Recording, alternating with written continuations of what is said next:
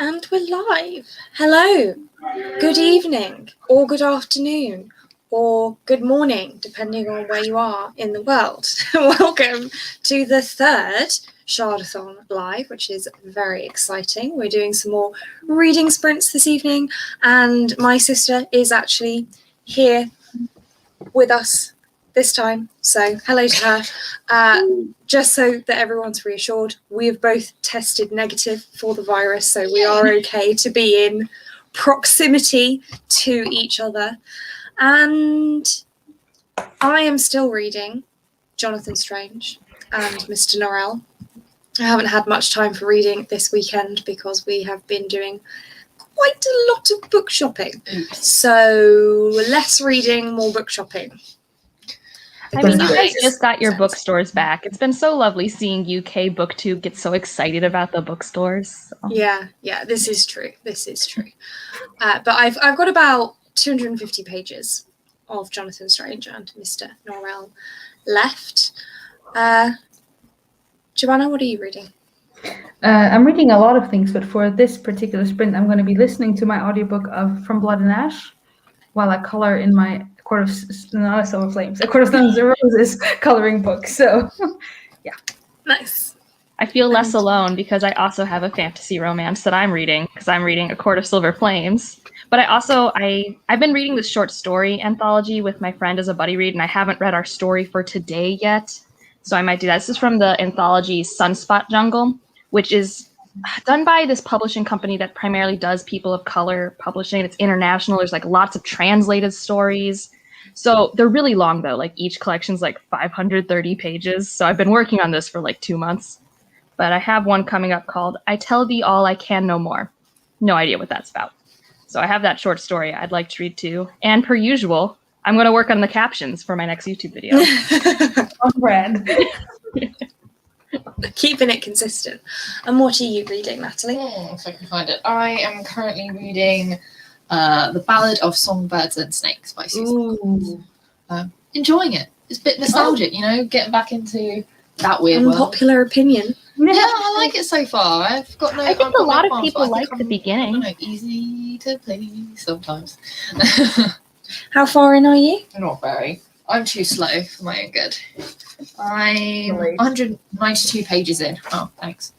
Yeah, 192 pages in. So, ish.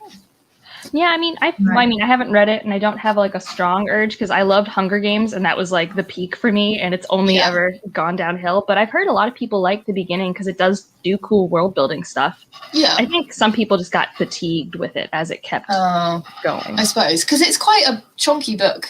Considering, because all the other ones were 300-400 pages. This one's like over 500 pages. So, well, I hope you have a fantastic time with it. I hope so too. yeah, I hope so too. Thanks. Sophia, are we reading that next month as well, or are we just doing the original trilogy? Just the. Have you read the ballad? No. Songbirds and Snakes. No. Well, I mean, we can read that if you. I've already had like zero interest in it, but we can maybe. Yeah, I mean, I've already read it and. Okay, then he's mad. Yeah, we're planning on buddy reading the original trilogy or buddy rereading the original trilogy and rewatching the films next month. That'll be cool. Sorry if you can hear the cats in the background. They're desperate for their dinner. Yeah, it's dinner time. It was so funny, like we were having dinner and Haruki put himself in front of his food bowls and just laid down like looking at it like Please. I'm hungry. Give me food. I mean, if you guys hear yelling men, that's just because there's a hockey game going on. And I have like a microphone that should make it so you don't hear them, but they get very excited about their hockey. So that's funny. 14 chapters of Firekeeper's Daughter to read before book Wait, club isn't tonight. that what we just... Yeah. Natalie and I just bought a copy of that each today. It was beautiful. We couldn't not. It was it's very, very pretty. I hope they're short chapters. Yeah. Yeah. I like short chapters. I thrive on short chapters. The best. I saw some people complain. I don't remember what book it was. Oh, it was about Malice. It was Klaus. Of course, it was Klaus. Of course, it was about Malice. And he was saying that he didn't like the short chapters because you can't really attach to the characters. And I'm like, I prefer short. Just read. I'm now more short extra chapters. excited because you told me Malice has short chapters. Yeah, It's on my list to get to. I thought they were a bit. Some of them were long for me because they're like 10-page chapters. But then you have something like a 2-page chapter or 5-page chapter. So. Oh, that's so good. Jelly Clark happening. Nice. Oh, I need to read that too. Nice. I'm gonna read that this I want to week. read those at some point. I like. But I mean, that's the story of my life, to be honest. Yeah. Yeah, I still need to read A Master of Jin. I've had an arc for that, and at this rate, I'll just read it after it's out. But you know, it happens. It's fine. But you've already read those 2 novellas. I haven't read The Black God's Drums. That's not in the series for Master of Jin. Right, That's, okay. I think New Orleans. Lisa can correct me. I don't know where the alternative history for that one is, but Haunting of Tramcars in Cairo. Nice. But there are 2 Cairo Yeah, but ones. one of them's 40 pages. And I actually think that one, A Dead Djinn in Cairo, might be more essential for the new book because it follows that character. Haunting of Tramcars, like, same place shortly after the first story, but it's like a different detective team. It's like you watch the main character's co-workers solve a mystery. So I don't think that's necessarily as essential. I say that as someone who hasn't read the novel. But cool. Cool. That does sound good. Yeah, nice. Okay. Sounds good. Well, are we ready for No, our wait, first? before we start, we had a Okay. little announcement to make today. Oh, right, yeah, go on. So we wanted to announce the winner of the World Hoppers merch giveaway. And I see that the winner is actually in the comments. So Lisa, you actually won the giveaway. So that is so perfect. Nice. That's awesome. I'm jealous. I'm a world hopper and I still haven't bought my own merch, so I should do that. You also sure. So Lisa, if you want to, you can contact me or I can contact you on Instagram, and then you can pick what you want and send me your address. Elantris. Ooh, I still haven't read that. I'm a bad Cosmere Unbounded. Elantris is very different from his other works by like a fair bit. Like it's still obviously his voice, but its pacing is very different and it's not as action packed. Yeah. Elantris is one of your favorites, isn't it? It is. You have the Sanderlanche too, or not? Oh, it has a Sanderlanche. Yeah. Oh, cool. Oh, what? The last 100 pages are like a lot. Cool. It's You my don't know what a favorite Sanderlanche Sanderson. is? It's so No. good. A Sanderlanche, as in like an avalanche. Yeah, With- like an avalanche, but for Sanderson books, yeah. Because at the end of all of his books, Oh god. there's like this whoosh to the end of the book. There's like the Basically. point where you shouldn't start reading the last like 100 or 150 pages when you're supposed to go to bed. Right, because you'll just want to keep going. Gotcha. Except if it's a Stormlight book, in which case it's more like 400 pages. I think it's only as noticeable as it is because the pacing up to the Sanderlanche is usually quite meandering for some reason. And then Yeah, all of a sudden it's like, Stormlight. go! Wow, The Sanderlanche. Oh man. that's really funny. I never knew what to call it before Reddit because I think that's like a Reddit term that's like bled everywhere. You're Probably. welcome, Lisa. It's so cool that we have terms like that, and then we throw them around like TBRs and Sanderlanche and stuff like that. And then normal people that are not so crazy are like, Yeah. Well, I me. didn't- was like, I didn't know what TBR was before I Booktube, discovered yeah. BookTube. yeah, no, me neither. Yeah, but it's pretty easy to latch on to, right? Like it's not Oh, yeah. even if no one defines it, like some people are nice and define it in their videos for the rare person who might be the entryway into BookTube, but it's like, oh, this is a list. Okay. Stop it. I need to read. I need to finish my 150 I'm just pages. happy that people have liked it. I'm excited to pick it up, but man, I've got other things at the moment. I got Mad Ship by Robin Hobb that I want to read, and then assuming that goes well, the third book, Ship of Destiny. I'm sure you'll like my ship. I mean, Sorry. I Pretty hope sure. so, because I really like Ship of Magic. I just Yeah. like she hurts me, and I don't want to be hurt yet. Yeah, this is what I've heard. that she's very mean to her characters. I mean, reading Royal Assassin was. How have you read Assassin's Quest yet? Yeah. It was Because also that one's the terrible. one where I'm just like, come on. But Royal Assassin Thanks, was Lisa. like, oh, I just love Royal Assassin. Yeah. My mom just reads what I give her, and she's like, she just knows that I'll give her the fantasy books I know that she'll like. Like she's reading Jade City right now and having a fun time. Nice. My mom I forced her to read Mistborn, the whole trilogy with me, and she really loved it. And then at the end of the Final Empire, she was really angry, and you know why. And she was really like, no. And then she continued on with the series. She's like, please tell me that it's not true, that didn't happen. Please confirm that this is wrong. I'm like, I shall not confirm or deny. You have to read, Mom. Read and find out. Yeah. Bravo. Yeah, but she's totally okay with spoilers. Like she's the kind of person that you could spoil the whole everything for her, and then she's fine with it. So That's me, unfortunately. I do that with TV shows all the time. I just want to, I want to know a little bit about a character, and then obviously I spoil myself for the rest of the thing. I'm like, I'll carry on watching. That's fine. I don't care. I mean, I will usually still read it. Yeah. If I've been spoiled, but definitely. I won't be happy about having been spoiled. Yeah. No, it's not I consider myself pretty spoiler sensitive, but if I happen to accidentally be spoiled, I'll usually still keep going. I just am annoyed about it. Yeah. Same. So I was like semi-spoiled for the ending of the Mistborn trilogy before I even started reading them. Oh no. Haven't you been spoiled for noughts and crosses as well? Yeah. I was spoiled. I mean, I don't know if any of you guys have read the 5th season by K. Jemisin, but there's a thing in the 5th season, and I won't say at all what it's like, but there's a thing that everyone's like, what? And wait, you spoiled? Someone in their Goodreads review spoiled it in the first sentence. What? No spoilers marked or anything, because to them it wasn't a spoiler or something, and I was just like, wait, is it that big thing that everyone talks about? But that's like the spoiler. I know. I've even messaged them because they're actually like someone I knew in real life, and I was like, hey, you should like mark that as a spoiler or remove it from this review. So that's terrible. Yeah, but I mean, that said, the Broken Earth trilogy is like my favorite completed trilogy of all time. Right.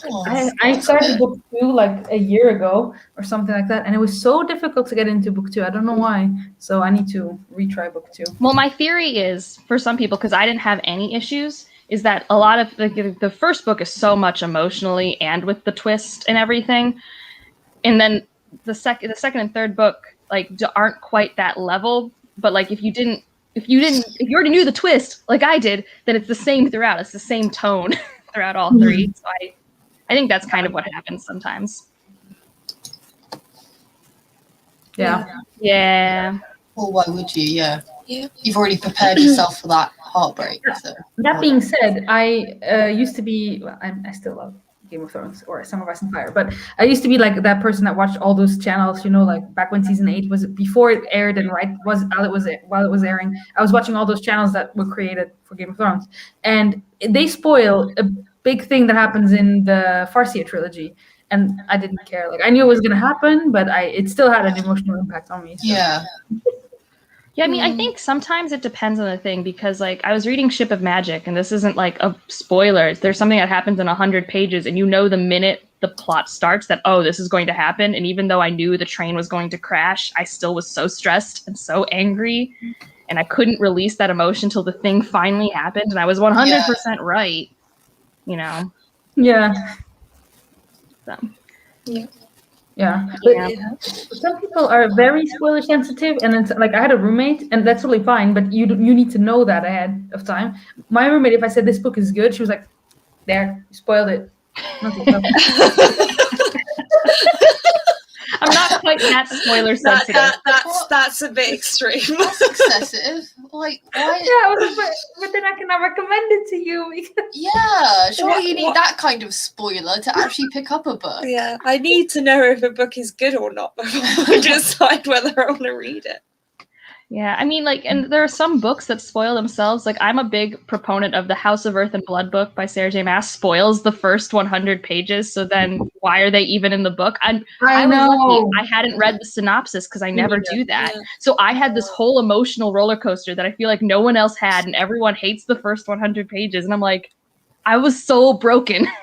Yeah. Because the first 100 pages is the synopsis, basically, or is that? No, the synopsis tells you about a twist that's going to happen in the first 100 pages of the book. Yeah, 150. I can't remember the synopsis, so Don't good. reread it. Don't read the it. synopsis, but like I was just remembering everyone and all their reviews were like, but also they said it was info dumping, which it probably was, which is probably why I loved it, because I think like info dumps, dumps when too. done well, are perfectly fine. Yeah, They're when awesome. you need the information, give it to me.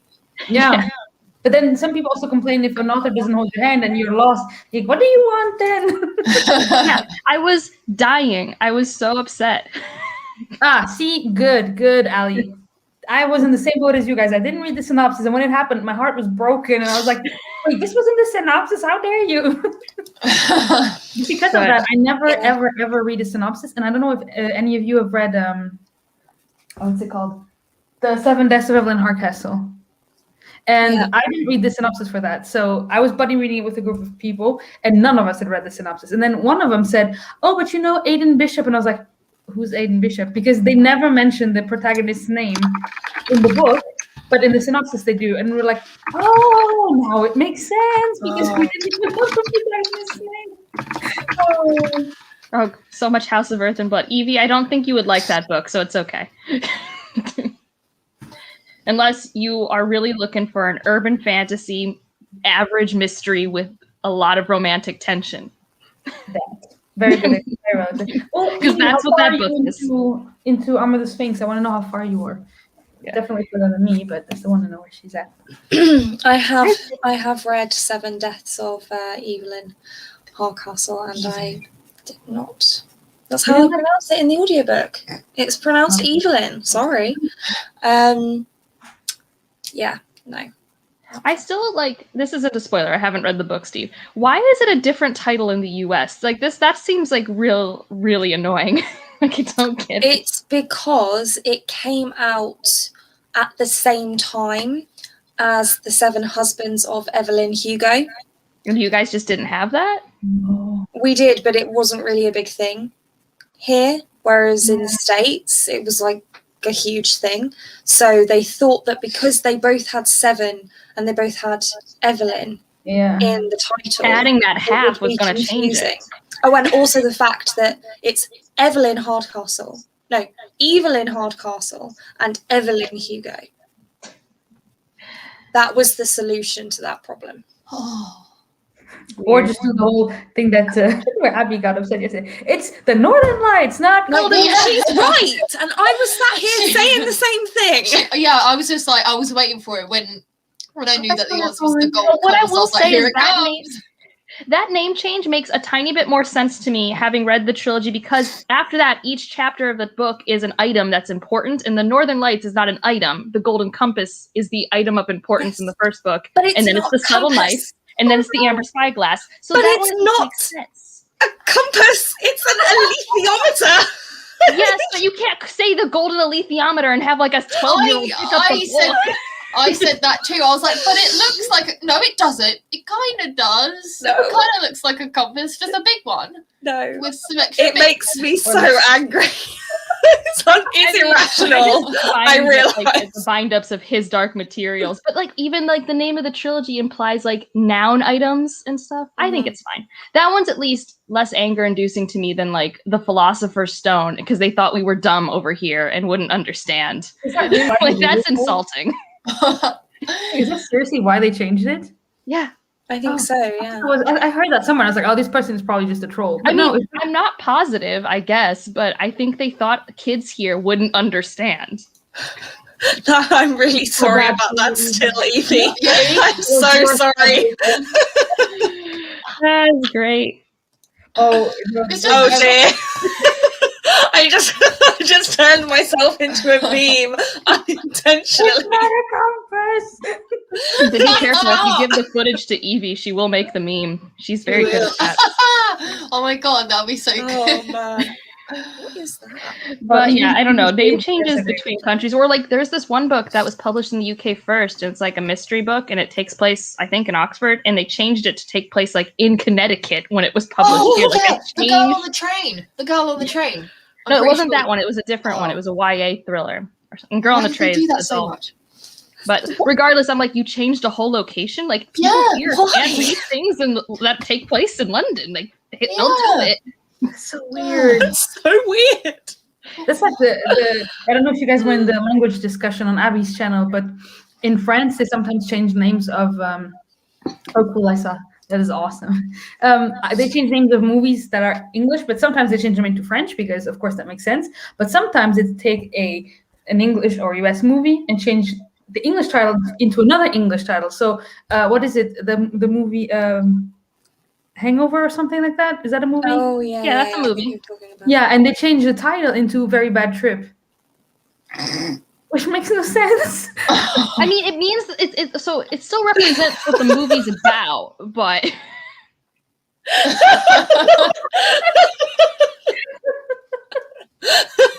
that would have been, That would have been it should incredible. have been Boston, because if we did it in Boston, then we have the Charles River that runs through the center of Boston, so that would have been the equivalent. So that's what we could have done. The Pittsburgh. Oh my god. Oh no.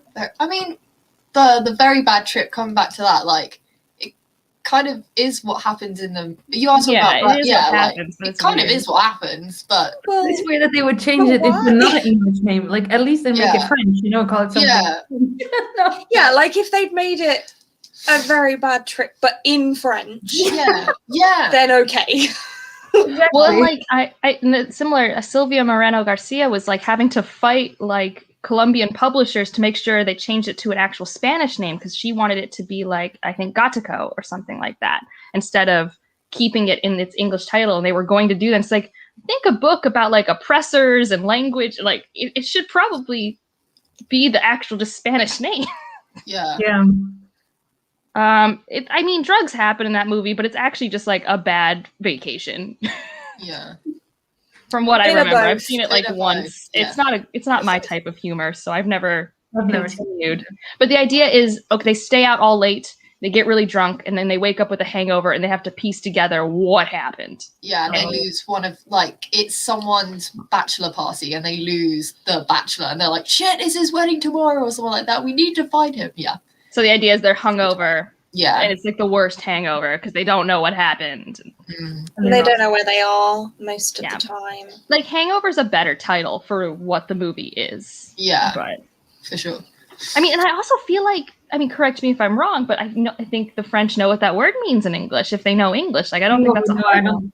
But if they know English, then yes. But hangover is still not something that we use. What do you Yeah. guys say for like when you wake up in the morning after you get drunk? There has to be a phrase or something, right? Yeah, yeah. In French, there is a phrase. Yeah, it's gueule de bois, which means your face is made out of wood. Yeah, that's the title. That's the new title. Why? Why? Wood face. I don't know why. Because when you wake up with a hangover, you're just like dead. Like you're like a puppet. Like you're not emotional anymore, right? I assume Yeah, that's you what it just means. like a plank of wood. They have another one, but that one is very crude. So that one I shall not say on your channel. But yeah. Oh, you can. I don't care. Having your head in your buttocks. That's basically what it is. Oh, Yeah, we use that one. But that one's more when someone has a stick up their butt. So Yeah, wood.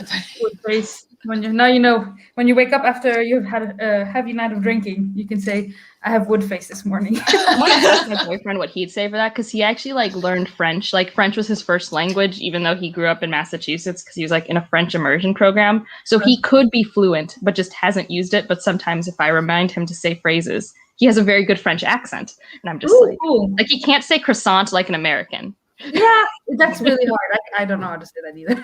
You just gotta forget the vowels, make it really spread, really lean into the nasal. Croissant. Croissant. No, croissant. Yeah. Sorry. No, yeah. I mean, but he says your vowels, you guys don't respect your vowels. You write them down and you ignore them. And Melvin, how I used feel to- about the he French was like, language. Why do you have all these vowels if you don't use them? I don't know. And we're yelling about how your X's mean things are plural, but you don't pronounce them. And so how do you know if something's plural? And it's just Oh yeah. There's a lot of those things. Or like you have one word, ver. Ver can mean 6 or 7 different things. Yes. depending on how it's spelled. So, I've seen so many little videos where it's just like, it says, you know, translate one word into ver, for example, and then at the end it's like ver, and it all means. We have a sentence like that, but it's buffalo. buffalo? Mm-hmm. No. The sentence can be made up of buffalo. There's many apparently different things. This is a thing we did in 7th grade. It's not important. We have just such tangents tonight. I love it. Yeah, we should probably read it. Well, I have to go change my laundry, so. Okay, let's be I have to productive. clean my teeth and put my Invisalign back in because I will just message Lisa so that she can get her gift. Cool. To the yay. o'clock. To the o'clock. To the o'clock. Okay. I'm See you. going to tidy my life. All right, I'll put on my camera when I'm back. I'm just gonna leave this room.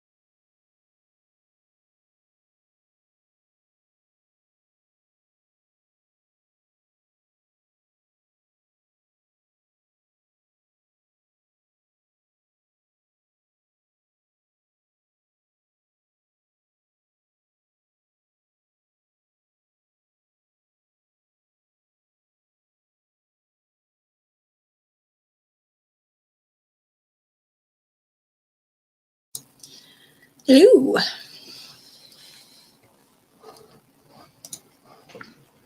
All right, I'm unmuted. Hello. How did you get on? I'm almost done captioning this way too long video. I decided to do like a TBR for the fantasy Reddit bingo. Oh, you did? And I also decided to make it a recommendation video, so I talked for way too long. There's like 25 prompts. Yeah. Oh, that's a lot. Well, it's a year-long challenge that I've never done, and I've been wanting to do since I found the bookish internet. So, yeah. When is I your never book heard club? of it. Well, it's just it's a scary part of the internet is Reddit, right? But that was the first part of the bookish internet I found.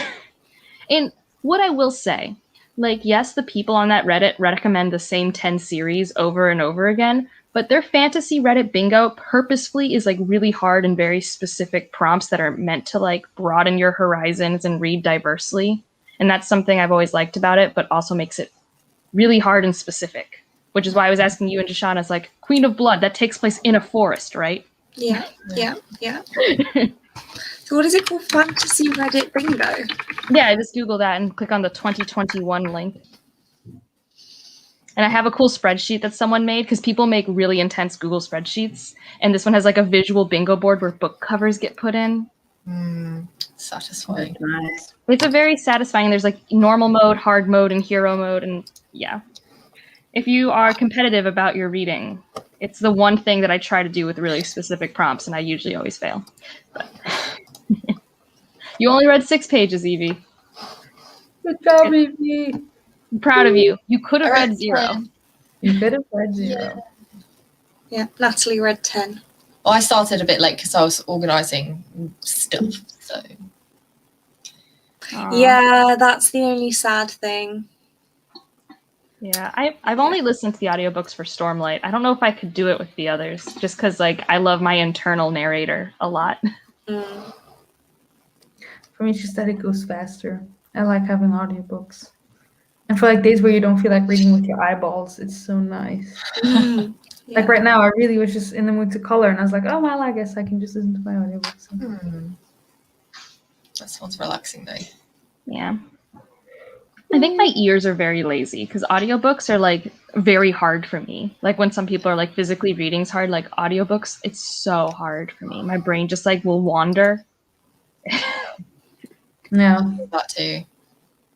Like I enjoy if I'm listening to an audiobook, I'm following along with the book as well. That's definitely my preferred way of reading. Ooh. Yeah, me too. When it's like high fantasy with fantasy romance, Yeah. you can just do the audiobook. I'm like, I always feel weird, like I haven't listened to an audiobook for a romance thing yet. And obviously people do it all the time, and I think it'd be fun, but I was reading like a Witcher book the other day, and sometimes there are sex scenes in Witcher books. But this was like a really dumb one.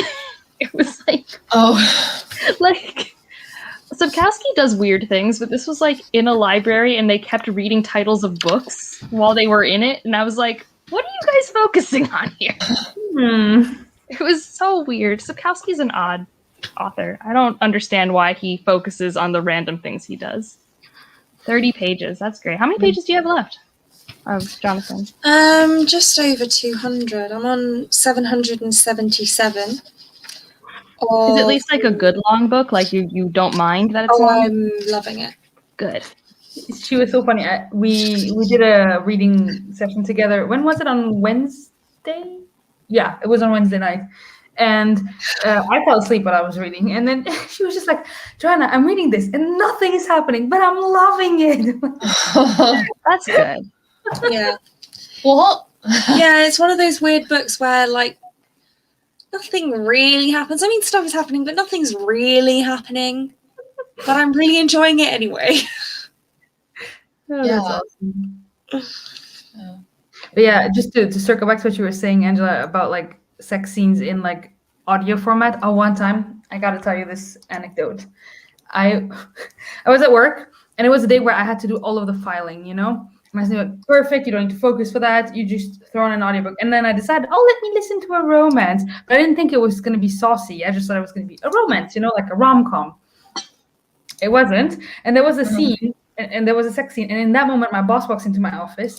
And I was like, oh, let me pause my book. But I was listening to it on headphones that were connected via Bluetooth on my phone. But I had also been switching between having it on the desktop. And so I kept on pressing play on my desktop, but it was on my phone. And then hearing it in my ears, I was like, this is so embarrassing. And then I made sure that the computer wasn't leaking any sound, because that would have been very embarrassing if my boss had heard. No. Oh, God. Yeah. That was my 5 cents story tonight. I remember me and my parents tried watching, this was years ago, tried watching Game of Thrones.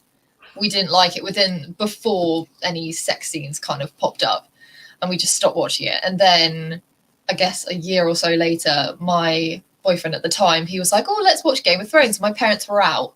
And so we watched the first episode and we really enjoyed it. And then my parents came home at the end of the first episode with Jamie and Cersei going at it like rabbits. And I'm like, great. And my dad walks in, he's like, oh, this is what I come home to, you watching this. I'm like, oh no. It was No. Oh no, stop. Oh no, no. Oh, that song drives me up the fucking wall. Yeah, that is a bit awkward. Yeah, it was. Yeah. Yeah. Or if you're doing like a watch party with people, and then for Game of Thrones, and then, oh, okay. Yeah. Wait, okay, we're good. You just have to, like, it's that weird, like, oh, I'm so embarrassed, but I want to watch. Oh no. Then you just like talk over it. You're like, oh, so Yeah. how about in books? I think I only watched Game of Thrones with college friends, because it was the second season dropped my freshman year of college, so we were all catching up on the first season, which of course meant I was catching up on the books. And yeah, and well, it was nice because I think that show, there's a lot of stuff that doesn't make sense if you don't read the books, because everyone was really confused. I'm like, well, in the book this happened, so that's why he's doing that. And Yeah. Oh, Lyra, that's awesome. My mom and I watched season 1 of Game of Thrones in like a weekend. We binged That's it. amazing. It was a real lot for me, but she was like, and she like, again, she was asking for all the spoilers. She's like, does this really happen? Who is this guy? What happens to him at the end? I'm like, I'm not telling you. just watch the show, Mom. No one knows. He hasn't finished writing it yet. Yeah. God. Mate, I wonder if he will write the books, because I don't know, has he finished it yet? No.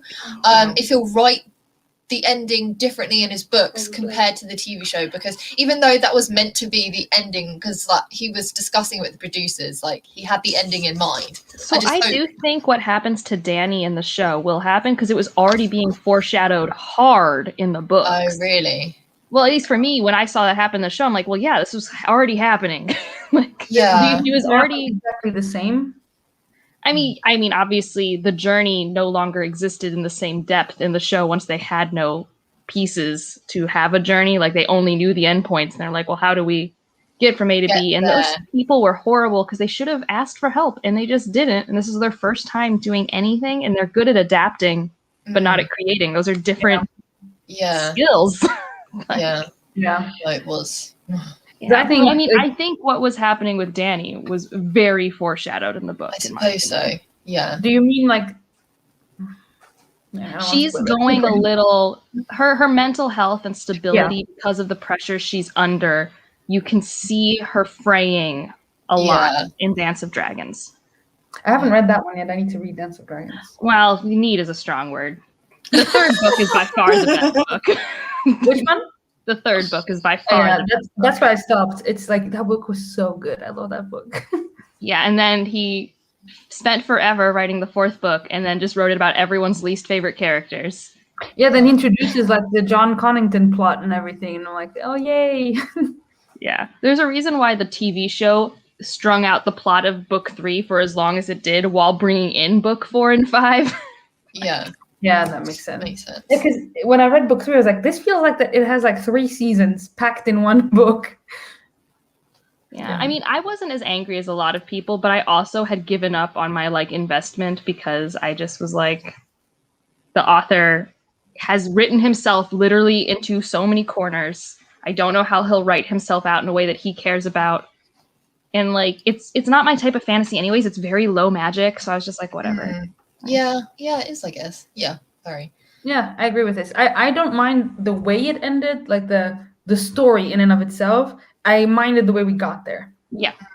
And like, the only reason it got so rushed is because they wanted to go work on Star Wars and they got fired from that anyways. Yeah. It's like, serves you right. Like, yeah, that was the issue. Yeah, it was just like, oh, and it's over. Oh, good. Like, there's no reason why the last 2 seasons couldn't have been full seasons. Oh yeah, and with another season in between. Like, it was just too quick. I mean, there is one part of the ending from the show that I very much dislike, but I do think will happen. But I hate that character in the book, and I don't like them in the show. And I think it's Bran. I don't like Bran's arc ever. But that one is, I think, literally pulled from the book.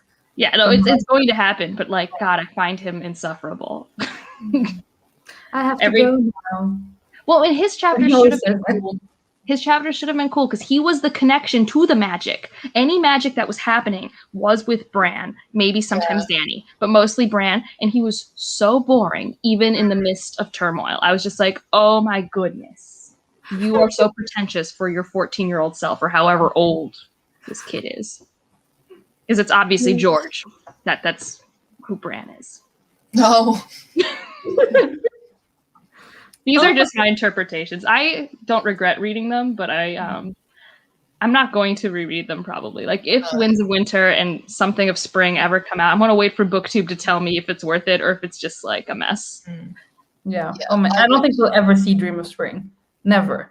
Like, well, I was talking to a friend and I was like, you know what he should do? He should just have Joe Abercrombie ghostwrite it for him at this point. Like, I think that's an author who has the tone, and I think it could work. Everyone who like isn't on the book internet is always like, oh, Sanderson will finish. And like, you don't read. Sanderson cannot finish Game of Thrones. No. I can't imagine it. No, I could never. Sanderson cannot finish everything, guys. He has to finish his own series now. Well, the reason he finished Wheel of Time is because it was his favorite series, and he was so like worried, right, about someone messing it up. Why did he finish it? Robert Jordan died. Oh, I didn't know that. Awkward. Yeah. Oh, what, before he was able? Oh, it was the last 3 books. That's so Was sad. it? That sounds Yeah, it was right. 3 because I think it was only supposed to be 1 or 2, but with what was left, it had to become 3 like Stormlight archive-sized books. Oh wow. Yeah. Did he leave any notes at all? Yeah. Oh, okay. Well, that's good. Well, thank goodness for that, because otherwise it could have just gone anywhere. Yeah. Yeah. No, I mean, I guess I don't know. I don't hear a lot of the Wheel of Time community hating how it ended. Like, I think some of them have certain qualms about some character arcs, but overall they seem satisfied. I'm unsure. Yeah. And, you know, he tells the story of, you know, Harriet inviting him to do it, Harriet being Robert Jordan's wife and editor. And he goes to her house and she's like, would you like some coffee? Or, you know, and he's like, I want the ending. I don't want tea, I don't want coffee, I don't want a snack. I want the goods. I want the ending. No, he frequently he'll talk about like the day he got the phone call and how in disbelief he was. Yeah. Because at that point, I think only the Mistborn trilogy was published and Way of Kings was about to be published. Yeah. Yeah, he was still pretty early in his career. Yeah. Then. And I think that was that why there was quite a big gap between... There was a big gap between Way of Kings and Words of Radiance. Words of Radiance, yeah. Even though, in hindsight, the gap's about the same as what we get now. So it's just still like 3 years between a Stormlight book, and that's what it was then. But that was at the time. It wasn't just that gap. There was no Cosmere book in that time period at all, which is unusual for him. Which is why we got Mistborn Era 2. Mistborn Era 2 was not supposed to exist. But it happened because he was on a plane ride and he was like, I needed to write this down. Yeah. Well, I think didn't he wrote Alloy of Law first and released it, and then people liked it. So he was like, oh, okay, well I guess I'll write 3 more. Like, how? All I know is, so at the time, I was a huge Sanderson person. I'd read everything as it was published, and then my stepdad's getting the end of this series I don't care about, and arguably now still don't care about that much, even though I'm actually reading it. But I was just like, wait, what? I just finished Way of Kings. The Way of Kings ending happened, and I'm like, wait, what? I have to wait for him to finish this other series, and I'm not going to get anything? And then Alloy of Law, he was like, Merry Christmas. You actually get, like, for him it's a novella, right? It's like actually a novel, but for him it's like 250 pages. And I read that in like 2 days, and I was so happy, but also sad because, like I said, there was a big drought. Yeah. Yeah. It's like He's so incredible. Oh, I was on an airplane, and then this story came to me. Oh, made it 4 books. Well, Steelheart came to him on a car drive, like stuff. Like he was like in traffic hating people, and he was like, what if I had superpowers and I could hurt people? Like, something like that. And White Sand came to him when he was on a mission in the desert somewhere. Oh, right. He was a missionary. I was like, a mission? CIA? What? No, he's a Mormon, so when he was doing the thing. That makes more sense. Yeah. It's so funny. Yeah. It's like looking out the window at the sand. I wonder if you could turn that into magic. Well, what would that look like? And then we have White Sand. Why do some people? So cool how he does that. Yeah. No, I mean, I think he's finally realized that one day he'll die. So he has a plan. We'll see how much of the plan we get to read, but there's a plan. Maybe he is the Lord Ruler and he will never die. I mean, he's pretty young, which is helpful. Yeah. How old is he? I mean, late 30s? 40s? Early 30s? I'll find out. Late 30s, early 40s. I'm mistaken. He does look a bit older than that. Oh, well, let's find out what year he was born. Brandon Sanderson, born 75. He's 45 now. So pretty young. There we go. That's okay. That sounds right. No, she's on a computer. That's true. Yeah, that's what I was thinking. Yeah. It's fine. It'll be fine. As long as, like, whatever gets started gets finished. Like, even if there are whole series that I never get to see. As long as, like, you know, all 10 Stormlight books come out and, like, whatever. Or at least the first arc. You know, like, having some completions in between is really nice. Yeah. Because if he didn't have the first arc of Stormlight, it would be like, oh, man, really, like, a long time to. Even though this 10 books will take a while, but knowing that there's already an arc that closes up with Stormlight 5 is nice. I also do think, and maybe this is an unpopular opinion, but I do think most Stormlight Archive books stand pretty well, like, on their own at the end. Like, obviously, there's stuff that I want to see happen next, especially after Rhythm of War. Like, Rhythm of War is, like, for me, the more cliffhanger-y of them all. But, like, I don't know, the end of Oathbringer, I was very content to wait for a bit, because I was so exhausted after reading it. I was like, this was so much. Yeah. I feel like I don't understand how Abby is having the patience to not read Words of Radiance immediately, because she's waiting, isn't she, until the hardback is re-released. The UK hardback is re-released. I thought there was someone who had it. So I thought it was already out, because I saw someone hauling it. And I thought it was already out then, because someone had like a picture on Instagram of the hardback UK cover of Words of Radiance. So I saw it on Instagram, so I don't know what your release stuff is. So I don't know if someone. I don't know. I think it's just being re-released, but only on Amazon. I've only seen it on Amazon. Yeah. I don't know. I don't know. I was originally considering getting them, but then I managed to get the big floppy paperback, the US edition of Rhythm of War. So I was like, you know what? I'm happy with that. I've got my signed copy of Rhythm of War in hardback. I've got my floppy paperbacks. I'm good. No, the floppy paperbacks, like, I consider getting them because I think those would be fun to actually physically read from. And I like some of the cover art. I actually don't know where the dust jackets are for my first 2 books because I've had them for so long and I hated the art like a lot. I was like, this is not cool to me. So I got rid of them. I don't know where they are. Like, even now, I have like Oathbringer over here and Rhythm of War. They're like not on my books because I don't think the spines look pretty. But like Rhythm of War had a really pretty cover and I wouldn't hate owning it in the floppy. But I don't like them on my hardbacks. The hardbacks are no more fun to read because the paper's like Bible thin, which I don't like. They're so heavy. Yeah. So I just get them all on my Kindle, even though my brain can't handle spending the $40 on the hardback and then the $17 on the Kindle. It's like, why am I spending $60 for this one story? But Yeah. $40 That's for a hardback I book. know. The books in What? America are so expensive. That's Yeah. So expensive. now, for something like Rhythm of War, that's actually a deal, because the thing about books is they cost the same no matter how long they are. Yeah. So it's like Yeah. that $40 price, a $300 book is the same. Like That, like those novellas that are like hardcover and they come out and they are so expensive. Like, no. well, and then what's crazy is hardbacks. Well, it's not crazy. It kind of makes sense, but it's also like what? Like young adult hardcovers are only like $15. Yeah.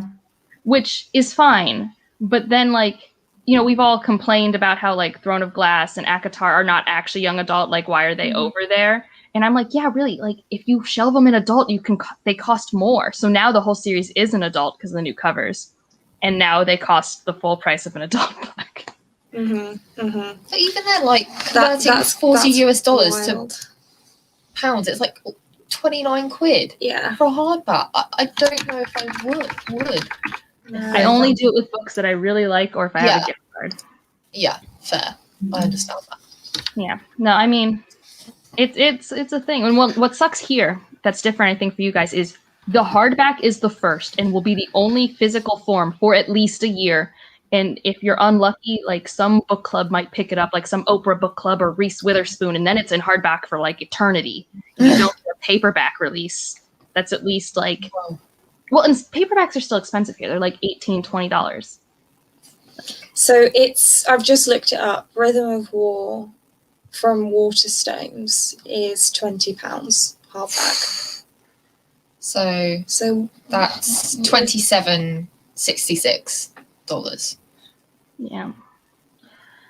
Yeah. It's a thing. Like I've noticed throughout the years, like what Lyra was saying, it's like it used to be like a paperback was like $12 and that was like fine. Like even not mass market, like a trade paperback was like $12 or $14.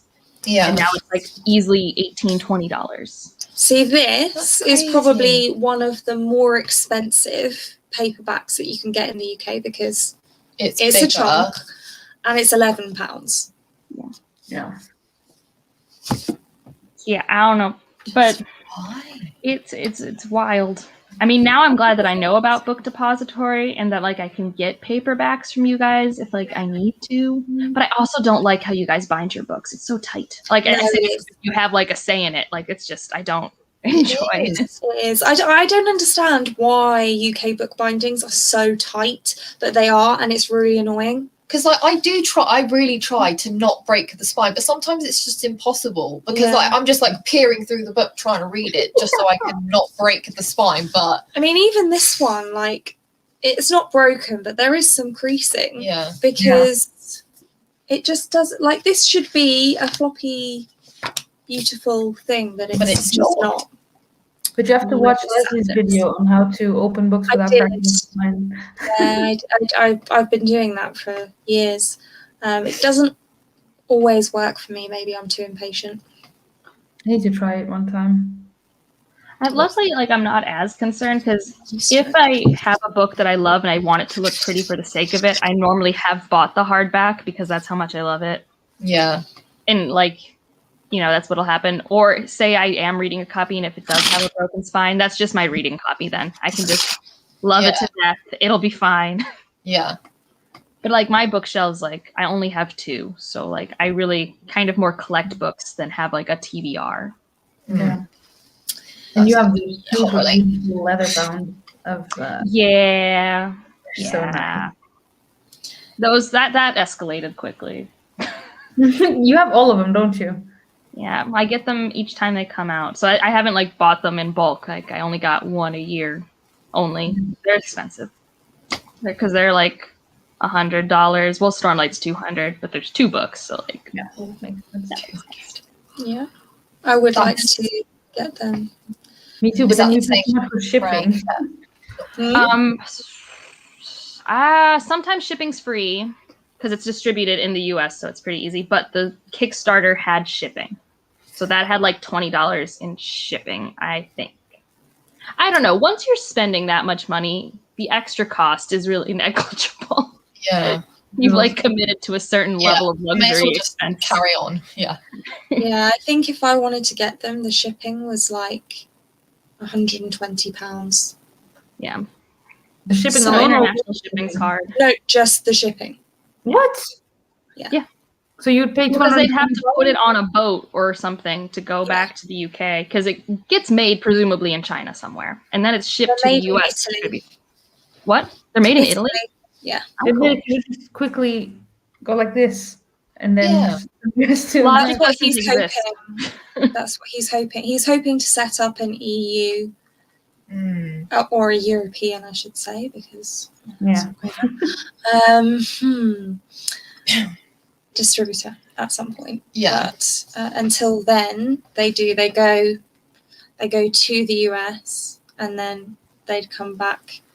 They'd come back here. But Italy's so close. Yeah. Just come here. That's how I feel every time my Amazon package gets like stuck at the post office, but it's there for days because they wouldn't release it. That mostly happened this winter when the US Postal Service just died a little bit. And everyone just had to wait months for packages to finally like come out. Oh no. It was fine. Like it was one of those things where like everyone was shipping holiday presents and on top of normal stuff, but then they didn't have as many workers because COVID, and like it was the perfect storm. And the funding didn't happen because the US government is pretty bad at governing.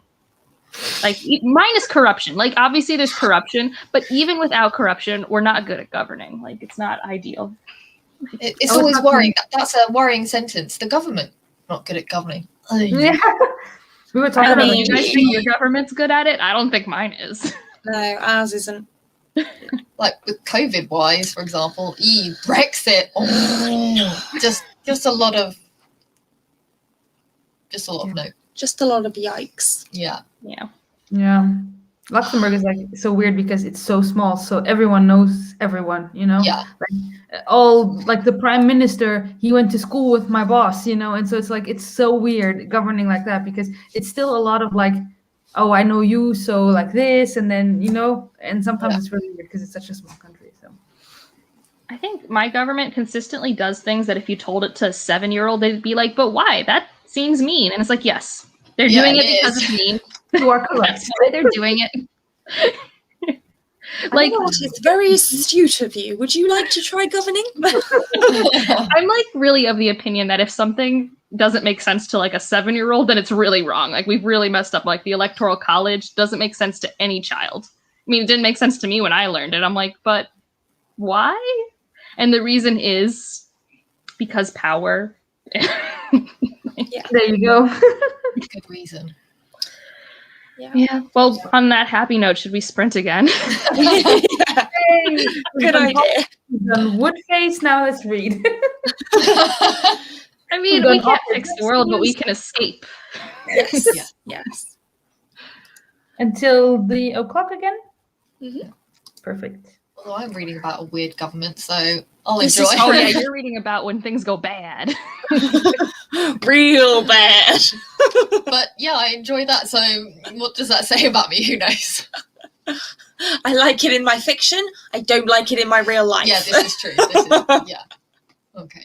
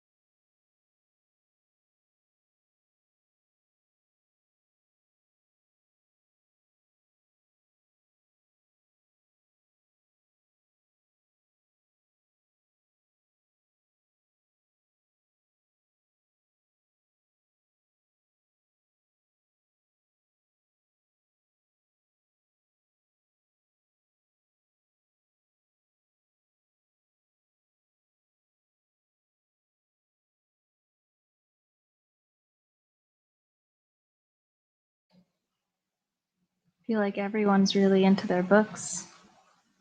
But I just finished a chapter. But I don't know how to get Sophia's attention. But they seem like they're so happy. I know. We'll just let them read. It's fine. Yeah. They'll join when it's time. Oh, I think Natalie's pointing to things. Yeah. 7 pages, Evie, you've improved. You've improved. What's been distracting you? Because I feel like you're actually quite a consistent reader, except for if there's external distractions. At least that's what happens to me. She's probably annotating. Oh, that's cool. One day Yeah. I'll read that series. It's cool. I don't know how many pages I read because I don't keep track of that sometimes, or at least if I'm really enjoying a book, I don't. Yeah, that's right. Yeah, I've been listening to the audiobook, so I don't know. Hello. Hi, sorry. No, it's okay. Books I be like that.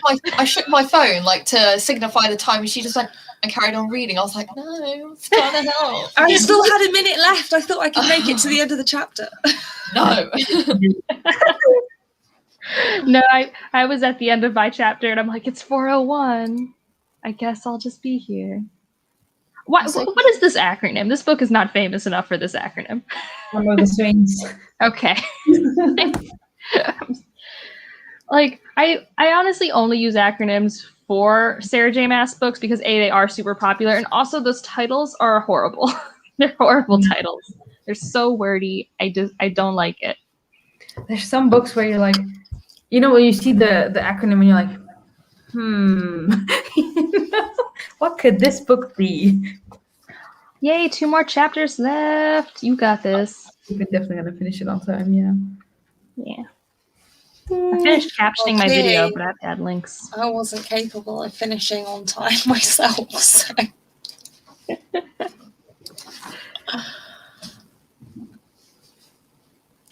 Nice. I sometimes have to do that if I'm reading a pretty slow-paced fantasy, and I'm not enjoying it, but it's lulling me to sleep. I'm I need to have some music to wake up part of my brain. But it can't have words. I don't know how people listen to things with words. No, I just end up singing. Yeah. No, I'll just pick random instrumental playlists. And if I'm feeling thematic, I'll try and I'm in a fight scene right now. I'll play epic fantasy soundtracks or something. I like to listen to ASMR rooms, but then sometimes it lulls me to sleep. ASMR. So yeah. sad. It's really rare that I fall asleep while reading.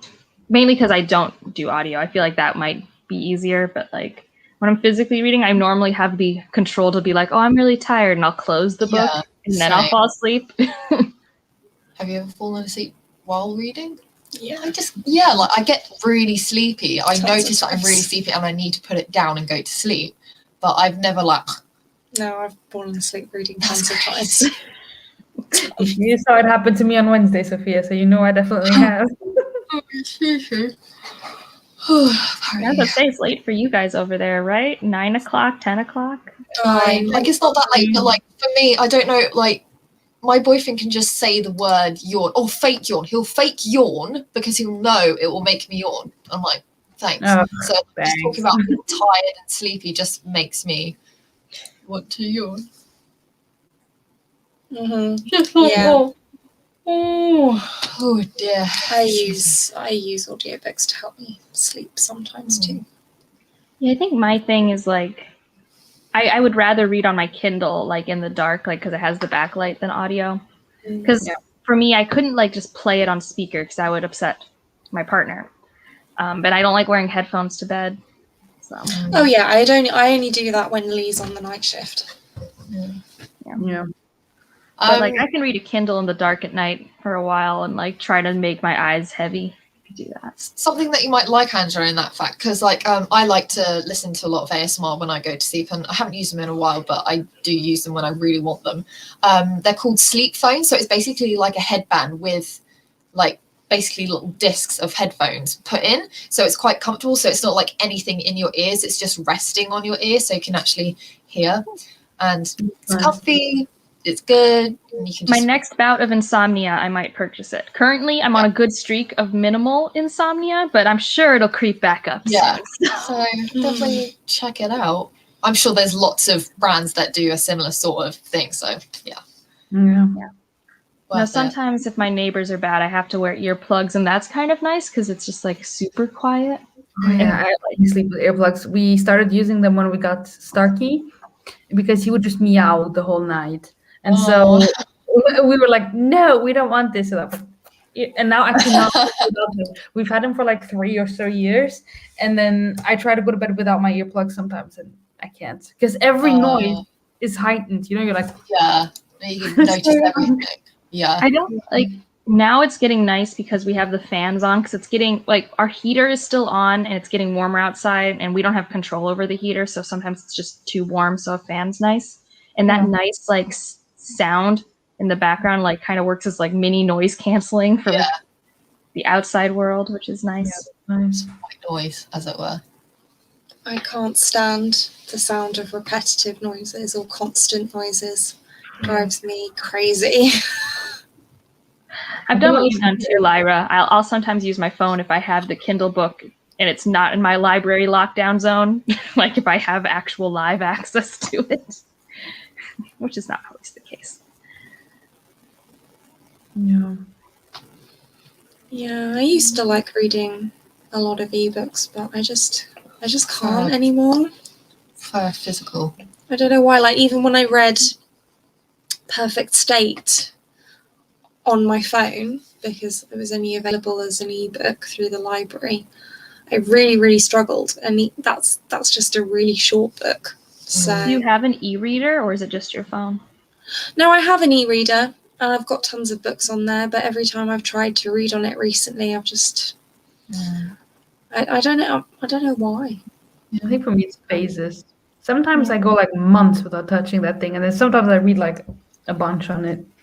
For me, it's when they're extra big that I have to, for sure. But also, like you said, I go through phases, and there's certain times of day that I just prefer it. Like, since I don't do audio, like if I'm reading in bed at night, I can't open a big tome, and like you need lights. But I have actually played around, and I just made the font pretty big, and it makes you turn pages faster. I've done that. It's a mental game. But then you feel like, oh, I've read 200 pages, and you advance like 1%. You're reading Rhythm of War. Yeah, but I've been playing with that. But I will say, like, last year when pandemic was like full blown, like I couldn't get any physical books from the library, and I don't buy that many physical books. And I'd been reading on my Kindle for like 1 or 2 months straight. I was like, I need to hold pages now. Yeah. I need pages. Like I need that tactile stimulation or whatever, or just visually seeing progress is just so different than that. Oh yeah, when you can put in your bookmark and you're like, oh, I see the dent that I've made. Even if it's not a big dent, it's there. I said this to Sophia, was it yesterday or something? For me as well, like, especially if the book has a really strong smell, especially if it's a new book, holding the book and reading the book and the smell kind of wafting to me, it's just like an incentive to like carry on, because I'm like, oh, that just smells so good. For sure. I know that's weird, but no, some books are just fun to read. Like, I'm reading Upright Women Wanted, and I actually own the novella because I had a gift card, and I was like, if there's something to spend money with a gift card, it's an overpriced novella hardback. And it just feels so nice. It's just like, this is such a nice, like, tactile experience. Yeah. When I broke my leg in December 2019, I was reading Oathbringer, and I had it on my Kindle because I took it to Paris because I wasn't going to take, the hardback with me. So I was reading it then, and then I went to the hospital and stayed there for a few days until I could get my surgery and come home. And then, as soon as I got home, I was like, Mom, can you please go to my bookshelves and get that big, fat yellow book and bring it, because I needed to, like, actually hold it, I don't know. It's so different from ebook. Even though I love reading fat books on ebook, at some point I was like, no, I need the pages. Yeah. Mm-hmm. Yeah, well, and like Oathbringer, it's a good thing you didn't travel with it, because I only had Oathbringer physical for a while, because I only bought the Stormlight on ebook when they were like on sale for $3 for $10. And like, I'm going to be rereading this series for the next 20 years. So yes, this is a good deal. But I like took Oathbringer with me to fly home, and they had to go through my backpack because like I took out all the things you're supposed to take out. I didn't take out the book. but the book is so thick that the X-ray can't see through it. It's so awesome. What? That's brilliant. You know, if you want to commit a crime, guys, take Oathbringer. It'll have everything. With that plus board games don't work well, so like I would be traveling with board games and stuff, so I would just, that's when I got, like, here in the States we have TSA pre-check, so you can like go through the airport like it's the 90s again, and like you don't have to take off your shoes or whatever. Like I don't know what airport security is like over there, because I mean I've traveled internationally a few times, but not often enough to have like a good like feeling for it. So It's not.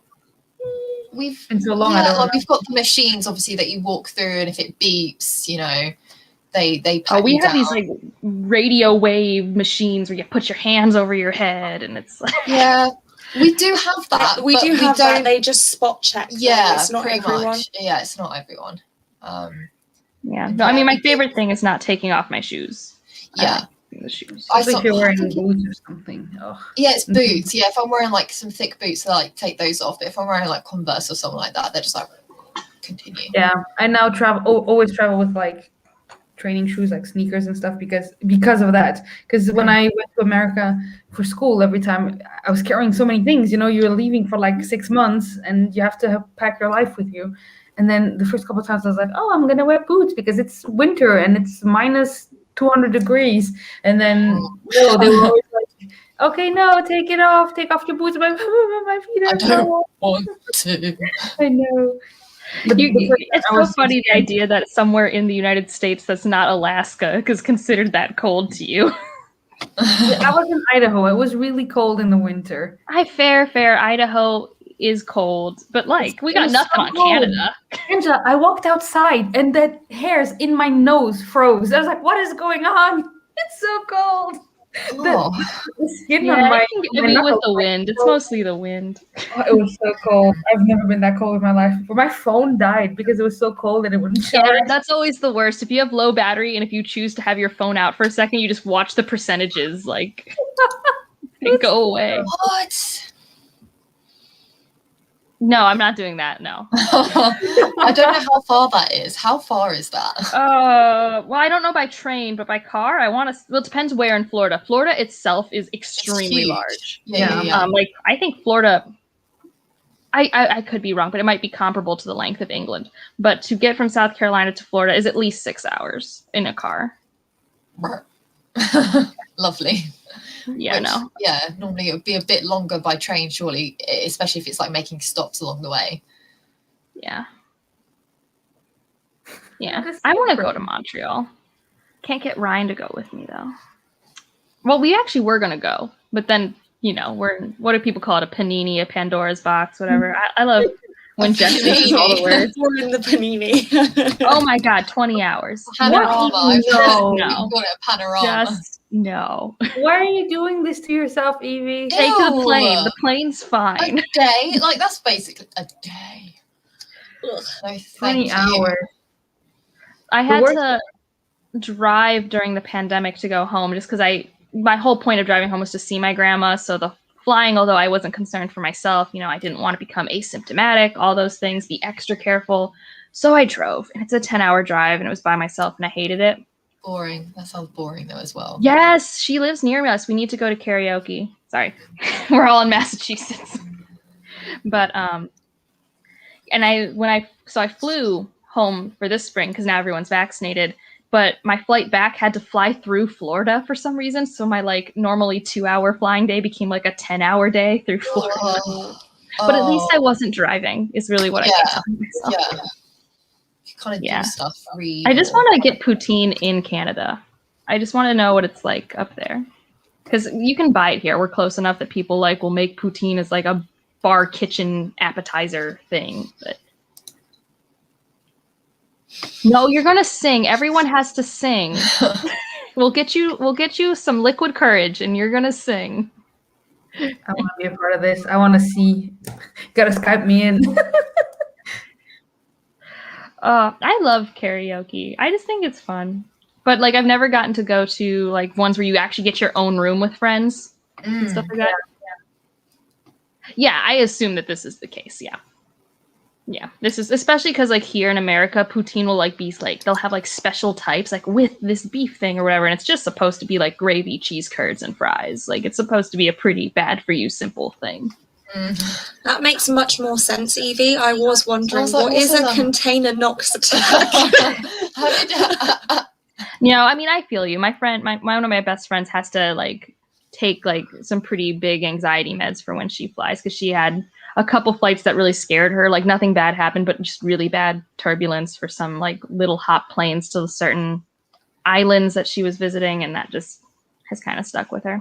I've been flying since I was a baby, so Yeah. I've had flights I haven't liked, but I trust it more than people on the road in a car. So Yeah, people are scary. That's true. Yeah. The worst flight experience I think I had was I was going back to America one time, and there was a lot of snow here, and so my flight in Luxembourg took off at the time that my flight in Paris was supposed to take off. So in all, I was on the road for like 38 hours, and I couldn't sleep at all because, you know, I didn't get a hotel room, and I was stuck in Boston, like with nowhere to go, no hotel. I didn't know anyone there, so I was like just sleeping there. And I had to stay awake because I had all my crap with me, so I couldn't sleep. So I was like, okay. And then I arrived in Utah, and because my roommate was picking me up in Utah so we could drive to Idaho, and I was like, listen, I've been awake for 38 hours. I'm going to go to bed now in your car. She's like, okay, I'll wake you up when we arrive. Oh, That's pretty bad. And nacho taco poutine. That sounds good. Although sometimes I don't like my Mexican and just Spanish food in general mixing with fries. It feels weird unless it's a yuca fry. But like I'm always, well, it's also how I can normally tell when a place is actually trying to be like an authentic Spanish restaurant versus like Americanized is like our French fries aside. Like the Venezuelan place in Boston, Orinoco, is the best. I'm going to miss it so much when I move away because I've never had such good authentic Venezuelan food. But there was like a place my friend went to that was like a Colombian place in Cleveland, and she showed me the menu. I'm like, I don't trust their arepas because there are French fries on the menu. Like, try it, let me know. But I would have low expectations going to this restaurant.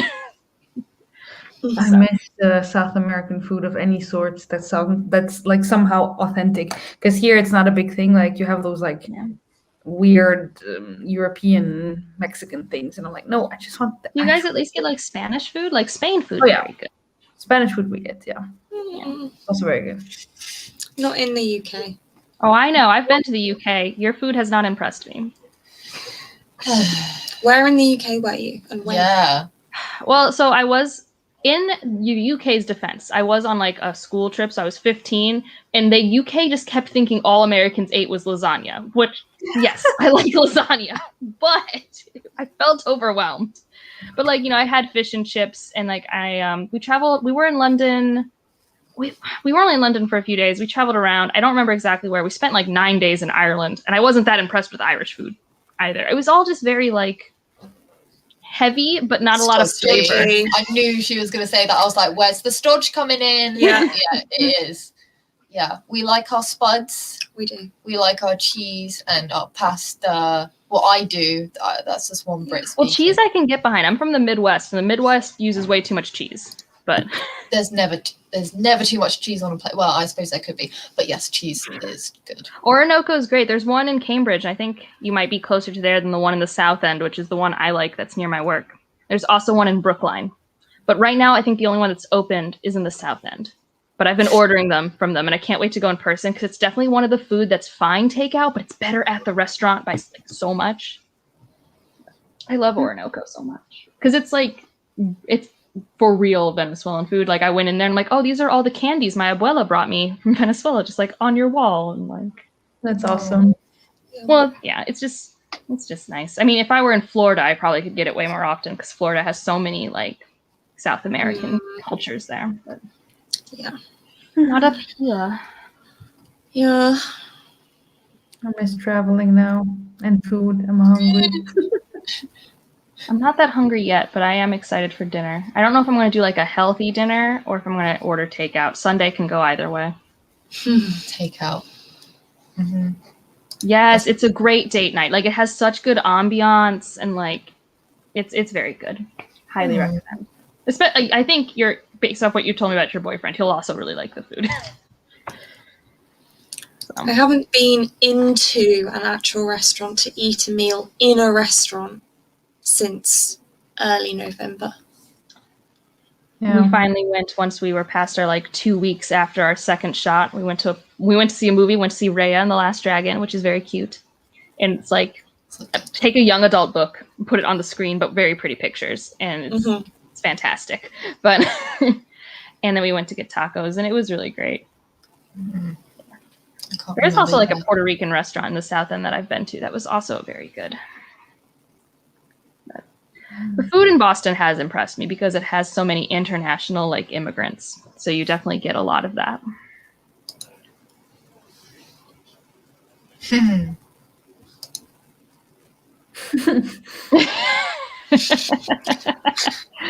Bad influences. That so much. I feel like I did that a lot at university. I'm like, what do I have in the fridge?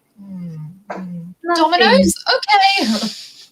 I have soup I made last week. That's good soup, but it's soup. I mean, it's good. I like it. It's not a bad meal, but it's not exciting. No. Yeah. Yeah. Well, I had Go on. Oh, sorry, go for it. No, go ahead. No, you know when you do your groceries, you're excited to make certain meals, and you have your groceries, you're Yeah. Frequently.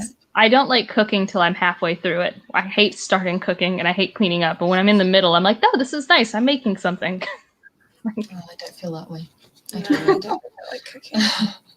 We were out all day, so we had lunch out. And I had every intention of cooking when we got back, but I think Lee had decided that he wanted takeaway for dinner. Plus, I mean, it would have been pretty tight in terms of you cooking and then being ready for this. So it would have taken the same amount of time. Do you think? Takeaway. Oh, okay. What do I know? What did you eat? Kebab, but proper Turkish style. And I had a piece of fried chicken and chips because my appetite is very low. So go me. All this cooking those made my brain remember the classic show, the Great British Bake Off or whatever. It's actually called two different things because of marketing or something like that. Because I think here we have a slightly different name. Yeah, you do. But that one's not because they think we're dumb. That one's just because of copyright. So I accept it. I think in the States it's called the Great British Baking Show. Yeah, I think that's right. But I get confused because I'll see the hashtag and I'm like, that doesn't work. So I ignore it. I think it's we just call it the Great British Bake Off. But normally I accept that the desserts that they make are really intricate, but were things I won't want to eat. But I was really sad when they tried to make brownies because the brownies are a thing in the US that you learn how to make when you're 5. Yeah. And it's 4 ingredients and it's really not a hard thing. And they were all failing so hard at brownies. And I don't know if that was this year or last year's. And I was just like, what are you guys doing? And of course, Paul Hollywood's dumb and doesn't know what a brownie should be. And I'm like, I'm not even much of a baker. And I know it's just I had a list. I followed a recipe and it came out good. I was like, that's a good brown. Yes. Because it doesn't require a lot of the science of other baked goods because you're not making it rise or anything. It's an egg, some butter or oil, and then a little bit of flour, sugar, and whatever chocolate you want. Mix it, put it in the oven, don't burn it. Yeah. Maybe because they're so used to doing such intricate things, they're easy? What? Yeah, I can't do easy. Baking is. I like baking because of the recipe, because of the scientific parts of it. Cooking is a lot about creativity, and I don't have that. So I hate like baking. having a recipe for the idea of what has to go in. But beyond that, I don't tend to stick to it. I just. You mean with baking or Yeah, you talking regular cooking or baking? Both.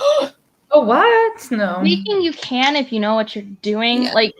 Baking, it just depends. There's some things you can obviously mess with and you'll be fine. But if you mess with the baking soda and baking powder and things like that can be a problem. Yeah, see, I have those quantities memorized. So I just. Well, because when I was in uni and after uni, I was baking 2, 3, 4 times a week. So it's in there, and now I'm just like, I fancy cake. Like, I remember once, I can't remember when it was. It was like, it was quite a few years ago now, maybe 6 or 7 years ago. I was just having a shower in the evening. I was like, I really want cake. So I just made one. It was like an hour later, I was sat on the sofa eating a cake. Well, like there's some desserts that work really well too. Like pies are really easy to like make the filling of the pie like however you want. It doesn't have rules. The crust has rules, but the filling doesn't have rules. Evie, I would too, if I'm being honest. You talking about pies made me think of the Waitress. Have you seen the movie version of it? Oh, I love that film. It's like a top 5 musical for me. I haven't seen the film. I've seen the musical. Yeah. See, I didn't know it was, well, yeah, I watched the movie years ago and I was like, oh, that was amazing. And then, well, has it been a musical for years and years, or is that a new thing? Well, okay, it's years and years. It's 5-ish years old. Okay. The movie's the first. The movie's the original material. Oh, okay. I thought, I thought so. Yeah. And then Sarah Bareilles made music for it, and someone published it, and it's a musical, and it's great. I highly recommend if you ever get a chance at the West End. Yeah, it's called Waitress or The Waitress. Oh, I haven't seen that. It's lovely. It's about, it's like that classic, you know, like trauma romance story. You know, she has a really unhealthy life situation, and she bakes pies for a living, and it's about her friendships and her like figuring out self-love and getting out of this situation and that journey. And it's so good. I was also very depressed when I watched it with my friend, and it was everything I needed. Oh, that's good. I can understand why it would be, because it is so feel good. It's like you watch it and like, oh, even though it has got those elements. It's so of heavy. trauma, It's like, just, but it's so funny. It's funny heavy, which is like the perfect way to. Well, for me, obviously everyone copes in their own way, but like for me, I like it. I agree. My friends, I have to leave you. I'm sorry. It's okay. I won't think you hate me. No, I don't hate you. Outside of this, have a good night for you and a good afternoon for you. Yeah, I still have so much day. Yay, sleep well. Bye. Bye. Now there's 3 of us. Yeah. 3 people, 2 screens. Kind of weird. Why hasn't Natalie made a booktube channel, though, is the real question. No, I couldn't. Like, okay, so this is why, I think. Mainly why. So, when I was 16, I was already interested in horse riding. So I've been horse riding since I was 9 years old. And when I hit 16, that was when I was going to the yard a lot more. So I was like, oh, I'm going to start making videos. So I did that. I did that thing. I went through like 2 years of making horse content and posting. And I have, like there are videos still on my channel, Natalie 31 or whatever it's called. But yeah, I kind of gave up after a while, and just the idea of doing YouTube again is just, I don't know, just overwhelming. That's fair. I won't pressure you. I'm just saying you feel comfortable talking to the internet. That's usually like the step you need is comfort at talking to the internet. Yeah, definitely. Like I feel like I'm okay with that, like doing things like this, talking in Sophia's videos, because obviously I've got that, I say, quote unquote experience. Also, like I had a I knew this was going to happen. Even Evie loves horses. Just saw her. Oh, okay. I was like, what did she say? What did she do? Yeah, so it's not that I wouldn't want to. I'm one of those people that starts something and then never really finishes it. So I always try and not do things so I don't feel like I'm going to inevitably fail and quit. So I just stop myself doing things, which is really healthy. Oh, yeah. It's so healthy.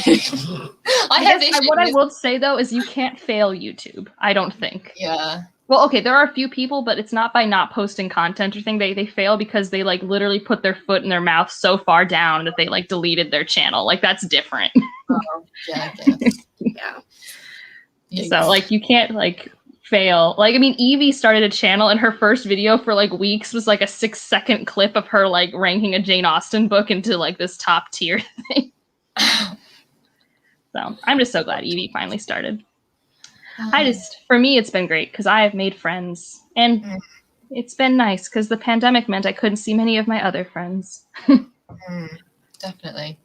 Like even though I don't have my own booktube channel, the fact that obviously Sophia does, I get to speak to people like you, and I interact with a few others as well. So just, yeah, even though I'm not doing it, I've still kind of benefited from it in that sense by gaining a community secondhand from her. So I totally agree. It's nice. Yeah, my sibling lurks in my Discord, but they mostly are just like, they just randomly will pop in for certain conversations. When am I starting Shuggy Bane? I don't know. We have our local book club. It's a 400-some page book. Shuggy. What? It's going to be a depressing book too. All right, we're meeting the 10th, so I'm at least starting it the 3rd of May. I usually try and start later than a week before the book club. Is that the one that won the Booker? Yeah. Booker, yeah. Yeah, my local book club I've been going to for like 6 years, 5 years. Wow. They're the ones that got me into like literary and historical fiction because I'm like, I only read SFF. I should try and read other things. So once a month, the book club makes me read something else. And sometimes it's great, and sometimes I'm like, this was, I guess, art. Yeah.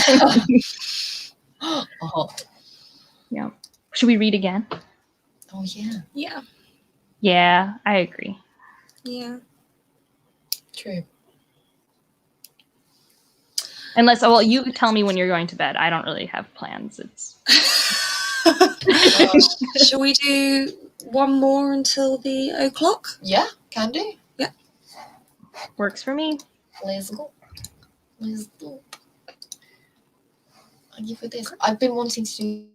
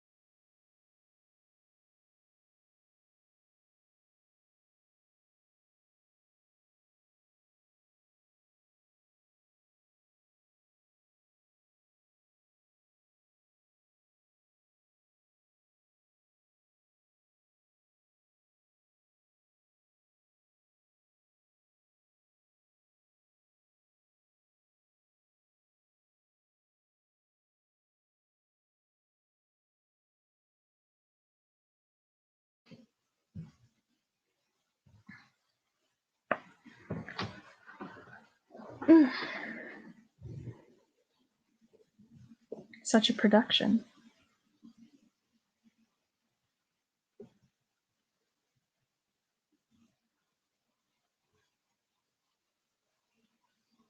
Hello. Hi. Hello. Ryan came in here while we were sprinting and was like, all right, we have our healthy meal or takeout. What should we do? So we're probably doing takeout. We're like, we can go crazy. We could get pizza. Yeah, so pizza. Mm-hmm. Yeah. Well, we already had like burrito bowls and burritos last night. So and normally like Sunday I don't usually feel like my unhealthy Thai food. That's normally a Saturday night thing. Yeah. That's when Indian or Thai food happens. How are your books? Good. I'm enjoying it.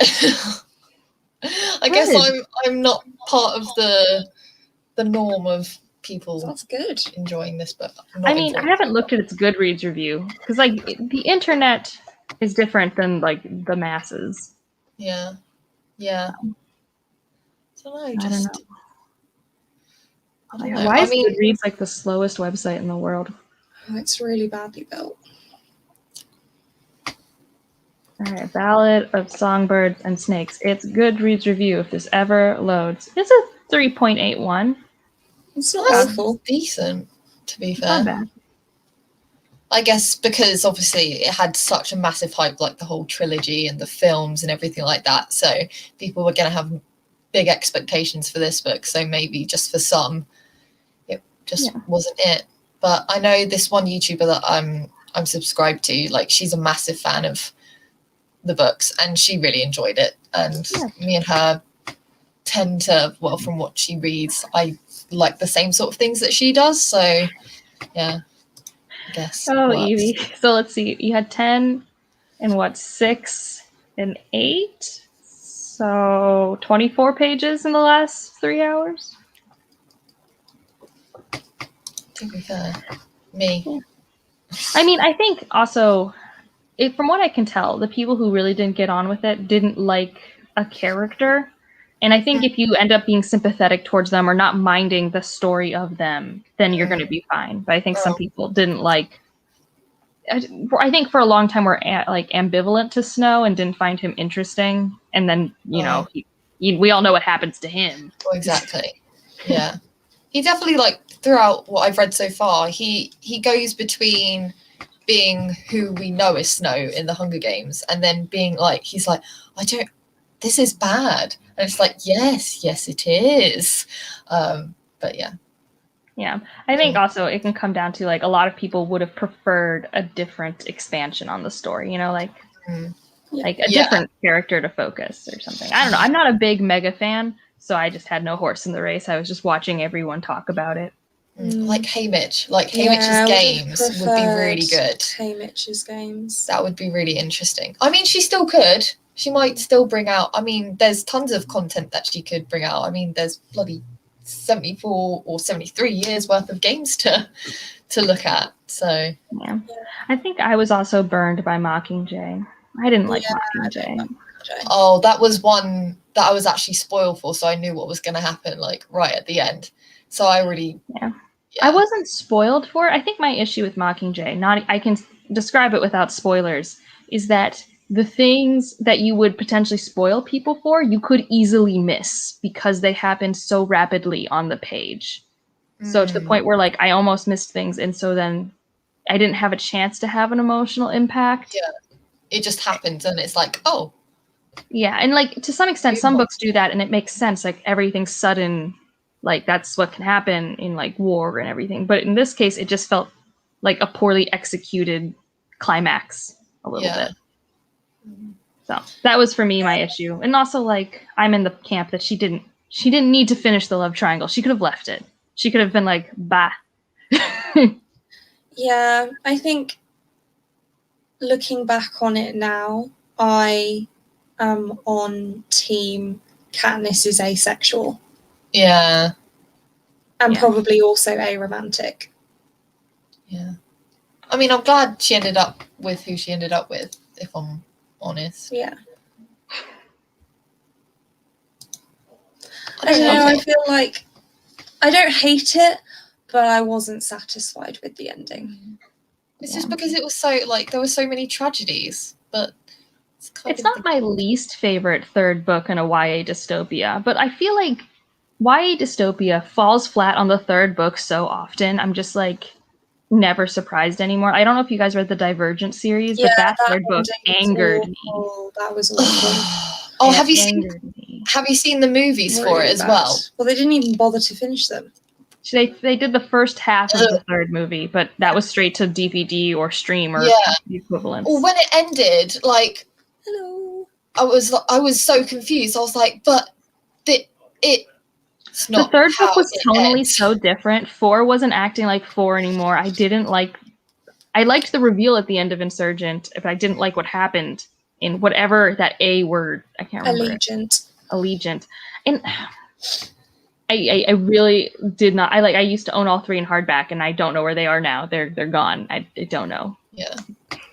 Like Divergent, the book, and predominantly the movie, because I saw that before reading it. I like that movie, but yeah, when you get to Allegiant, you're like, yeah, you just even can't. Surge was iffy.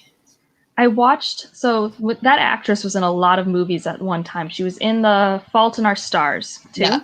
And so her brother in Divergent is the love interest in The Fault in Our Stars, and you just have to like not think about it. And then also she's in, I think it's called The Spectacular Now or something like that. And in that movie, her love interest is the guy who plays Peter in the Insurgent and Divergent movies. So the one that it's like one of the not bad guys, but one of the ones she just doesn't get on with. So that's weird. I'm looking at the reviews for Allegiant, and it's like kind of low for like a book that has like 800,000 reviews. It's like 3.62. It just wasn't good.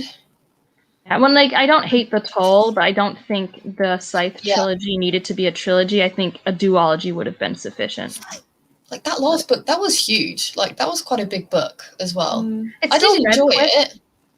I think what happened to me is it wasn't a bad book, and I didn't hate the ending, and it was fine. But like, I noticed all the things that I was having issues with early on, but I was so captivated by other things. All I could do was stare at the character work and being like, I want more.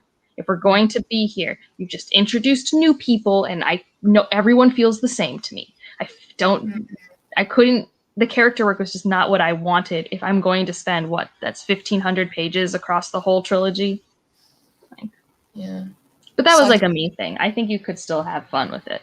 Yeah.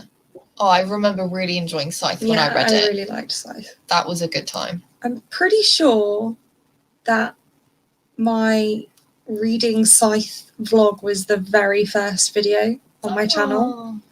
We can find out. I'm pretty sure that's right. Sophia's thoughts. Oh, good grief. One of the first vlogs of yours I watched on your channel was when you read Akatar. That was fun. Oh yeah. That was a while ago now. Like, doesn't seem like it, but I think it was. I think it was. It was like a year and some months ago. But have you read A Court of Silver Flame yet? I can't remember. No. She's not gonna. You're not going to, are you? I don't know if I'm going to. It's not like, if I do, it's not a priority. That's fair. What I will say, because I know you said in that vlog that the series wasn't as smutty as you thought it was going to be, based on what everyone said. This one's a lot more, although granted, I don't read a lot of that stuff, but it's definitely like a lot more. But I definitely always turn off my critical thinking brain when it comes to her plots, because her plots don't make sense. They don't make sense. They're very like there to provide drama, and I guess that's fine, because I can look at the other stuff, but like right now we have plot stuff that I'm like, I'm gonna have to ignore it, but I don't understand the logic here. I've checked and I was wrong. So my first ever video was a vlog, but I was reading A Gathering of Shadows. My second vlog was reading Scythe, but that was like my 1, 2, 3, 4, 5, 6, seventh video. Yeah. Oh, your hair was so cute. I mean, it's so nice now. It's just, I don't know. Now it's, I need a haircut so bad. So yeah, obviously you wouldn't know this because you've never seen me before, but I usually have a full fringe. I love that bangs are called fringe in the UK. Yeah. So it's just a middle parting, and it is what it is. Yeah. But I don't mind it because it's kind of a style in itself. My hair stays the same. I don't mess with it. Yeah, it's beautiful, lovely curls. It's decided today to be pretty, so that's nice of it. It's its own. One thing I want is a fantasy book where the hair is like a companion character, because that's how I feel a lot of the time. That my hair is my animal companion. Like it is its own entity. It has its own agenda. I have no control. That's so true. Like, where's the Medusa YA? You know. Like, I know Lore came out, and I don't know what that's about, but it looks like Medusa's on the cover. But I haven't heard amazing things.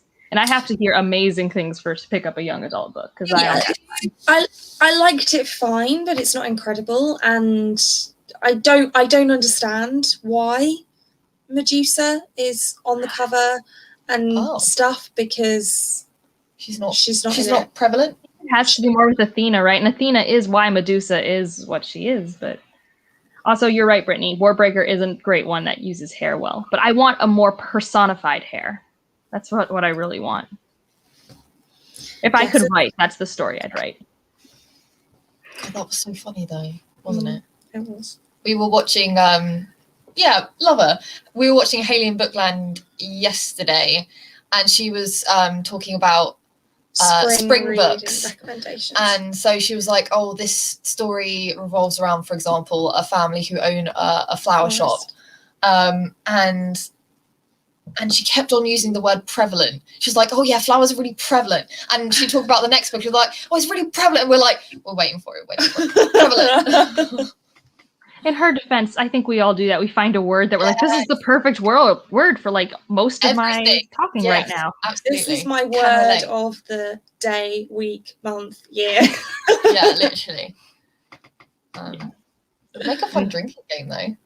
Yeah, it's like, you know what I mean? It's like with How I Met Your Mother and the drinking game. Take yes. a shot. Oh, imagine. I'd be so hammered. Oh, I need to rewatch that scene for the 4th time. We're rewatching Modern Family, but then I think I'm rewatching Bones. But yeah, it's How I Met Your Mother. It's been a minute. And it's surprising that I haven't rewatched it because I'm one of the people who didn't mind the ending. So why haven't I? Like it always destroys me. I cry every single time. Like I don't know. There's something about it that just hits me. Part of the ending, the first part of the ending, I'm okay with that. It makes sense. Yeah. The second part of the ending, I'm like, come on. We went through all of that. Really? Yeah. But really? But it's also so obvious. It's like I know, and I think that's why I don't like it. Because it's so obvious. But it's like a Shyamalan twist, right? Like the twist was in front of you all along. Yeah. Yeah. It's just good to think. Yeah. But have you seen the alternate ending? There is a I think I have, but I can't remember it. I don't think I have, but it's okay. The only sitcom ending that like made me cry was The Good Place, and I was a mess. Oh my god, yes. I wasn't expecting that. Like throughout the whole thing, it's so funny and lighthearted, and then like the last couple of episodes, you're like, well, especially like as you see it coming, you're like, oh, there's only one episode left, and there's only one thing that could happen. Oh no! No! Just like that last scene, you're like, oh my god. Yes. Yeah. Oh. I mean, that would be my favorite. Yeah. Evie, I feel like we had this exact same conversation last week, and I'm okay with it. I think we did actually. Fine, Natalie's new. Well, Natalie was in the comments, but whatever. Have you seen The Good Place? Yeah. Oh yeah, good. Yeah, I wasn't expecting a lot from The Good Place because I started watching it when we kind of first went into our first national lockdown, and I was like, oh yeah, I've heard things about it. It just seems like a bit of fun. Like it's probably going to be one of those shows that doesn't have much of a plot or anything. I was wrong. Yeah, it's like the only sitcom that like is treated like a traditional soap opera where it has like planned beginning, middle, and end. And... Yeah, no, it was genius. Maybe I think that creator also does Brooklyn Nine-Nine, which is more your traditional episodic sitcom. Yeah. I like Brooklyn Nine-Nine. I've decided that in my own personal docu-series, like whoever plays me in my film, it's Amy Santiago. She's me. She encapsulates me. We're both white Latina women, and we're both oddly very particular and like, you know, things happen. That's what Book is. Well, at least no one said Six of Crows, so Connor won't show up and like get mad at us. I've not read that yet. I've read Six of Crows, but not yet read Crooked Kingdom. Did you enjoy it? Yeah. Again, don't really understand all the woohoo hype, but it was a good book. I think what it is sometimes some people pick like there are some books that are really good entry-level books, and if you don't pick them up as the entry-level book, I don't think you'll ever connect with it like the person who hasn't had a book transport them like that. Like if it's that person's book and it's that person's book for so many people. Yeah, I mean, like, if I'm going to read a heist book after Mistborn, it's just not going to hit the same.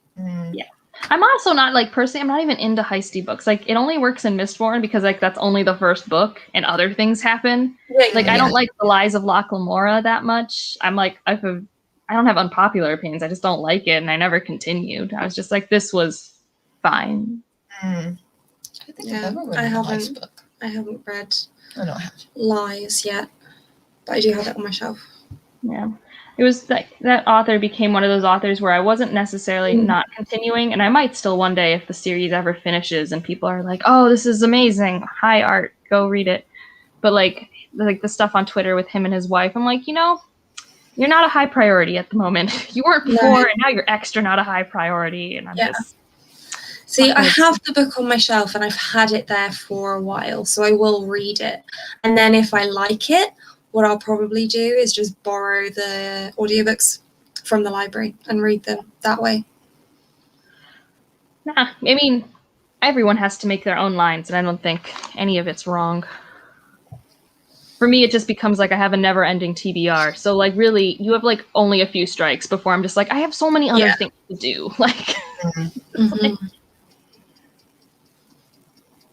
Which has just reminded me of Jesse's answer yesterday. Red skies under red seas. I was like, no, you were so close. Well, like, that was like Evie's answer with like the Final Jeopardy, where it's like she had the right concept, but it was the wrong arrangement of words. Yeah. I had you for Inquisitor. That's all I could do, Evie. Yeah. Well, because in my opinion, they're not called Steel Inquisitors throughout the whole book. People just say Inquisitors. People know what that means. But. Which one was it? Like, I was super impressed with myself because obviously I hardly knew any of the answers, but it was the Stephen King one. It was like Richard Bachman. Yeah, the Richard Bachman. I was like, it's Richard Bachman, and so he's like, no, I have no idea. And I was like, no, I was confused because I thought that he was saying of the title, not the author's name. Yeah. I was like, so it's Richard Bachman is the author, but I thought that was the question as well. For a sec, but, I'm glad you're not mad, Evie. I still think it's funny that Jessie keeps winning just by like being smart about Final Jeopardy. I mean, obviously she puts in the work so that she's in a position that it makes sense.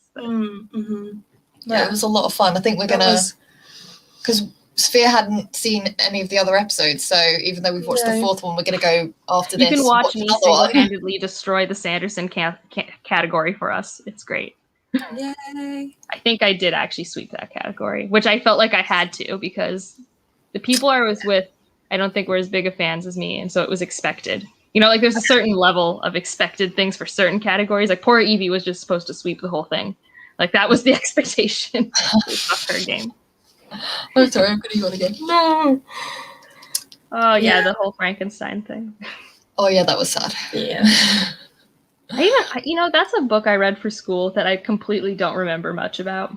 I read it. I didn't do clip notes, but I was like, it was senior year of high school too, so like my ability to retain and care Especially after I got accepted to university and got my scholarship. I'm like, what is high school? Why do you matter? You don't. So Yeah, no, I haven't read it yet. I plan to. I haven't, no. I mean, I think it's really good when you want to think. I think the problem with high school, like, required reading is, like, you're not always in the right headspace to really, like, take apart a book. Yeah. I mean, we all have our things. I think might be because you're so close to it. You're so invested in the story. Maybe just, your perception was like, nah. Well, also, he used very modern language. Like, I don't know about you guys, but when I heard that plot, I was thinking of a modern rom-com or something. Yeah, I Like, had it wasn't absolutely no idea what he was on about for any of them. I was like, okay, sure. I can sometimes, like, randomly be really good at the alternate titles, but yeah, the plot ones. I always love those kind of questions because they're really interesting. But yeah, I rarely get it because I'm like, I mean, in fairness to me, most of the books I hadn't actually read. Most of them I hadn't even heard of. So, well, Abby was really good at the alternate titles. Yeah. Like, she was so close. I know. So close on that. What was it, Final or Last, that you were just talking about? It's Final Jeopardy, and, like, yeah, she just didn't bid the right amount of money. Yeah. Or she bid too much money. Yeah. Because her and Jessie bid 1,000. Yeah. So she bid, I don't know. I can't maths.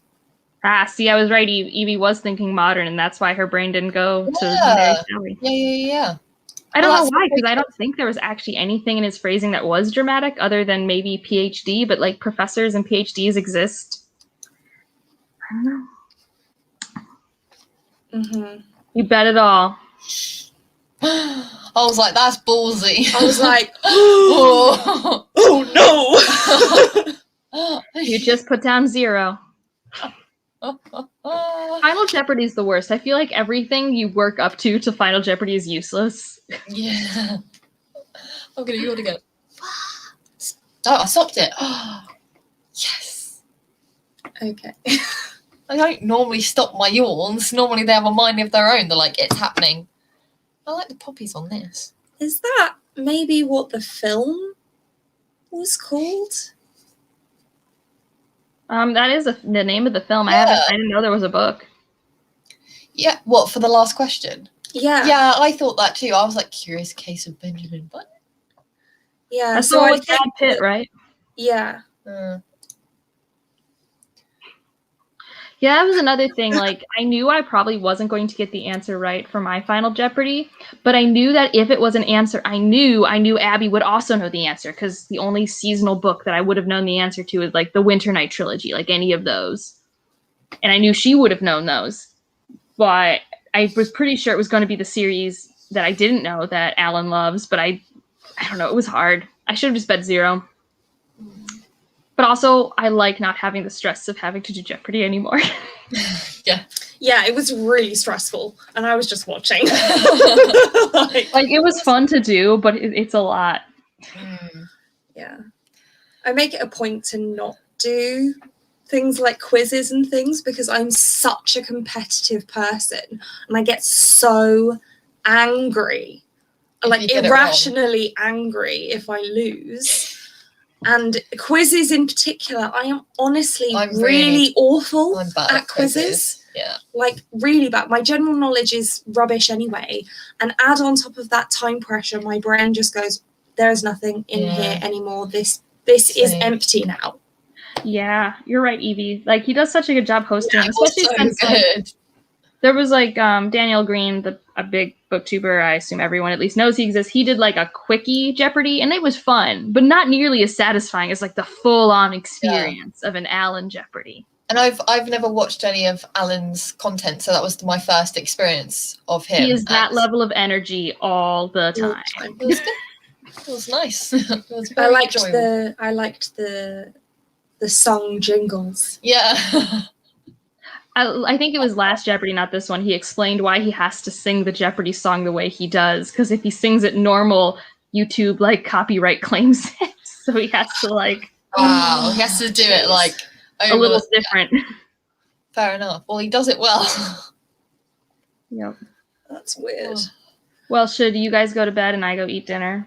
Yeah, I think that's a good idea. Enjoy your pizza. If that's what we get. And now the question is what type of pizza, but that's a problem for 30 minutes from now. Pizza with lots of cheese. Yeah, but I could get other things on top of the cheese. And it can be a thick crust or a thin. There's a lot of options. I don't know how many options you guys have for pizza, but we got lots of options. Lots. Yes. Thin. Thick. Well, not thin, but like in the middle. Not thin. The deep, next deep. Pan. Evie, sometime next weekend. I don't know for sure. We haven't talked about it yet, but I've been liking the Sunday afternoon one, so maybe that'll be it again. Yeah, probably. Time zone wise, it seems to work okay. So Yeah, I like it infinitely more than the morning one because I don't like setting an alarm on the weekend. No. It's not it. Yeah. But we will keep you posted. Yeah. And I'll be somewhere. Yeah, she'll be somewhere. She'll probably be in the comments. Yeah. Next time. But thank you everyone for joining us for these sprints. We hope that you enjoyed them. And thank you, Evie. We will see you next time. Goodbye.